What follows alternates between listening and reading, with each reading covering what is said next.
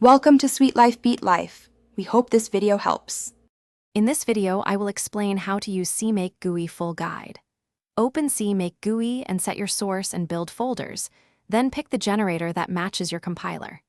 Configure once to populate cache variables, then review and edit values like CMake build type or library paths. When satisfied, press Generate to create build files and open your IDE or run the chosen build tool. I'll walk through common options and quick troubleshooting steps in a friendly, step-by-step way. Start by scanning the list of variables after configuring to find enabled features and library paths. Toggle Boolean options to include or exclude components, and change string or path values to point to external SDKs. Remember to set CMake install prefix when you plan to install binaries in a custom folder. Reconfigure and generate after changes so the build system uses the updated settings and avoids confusing errors later on.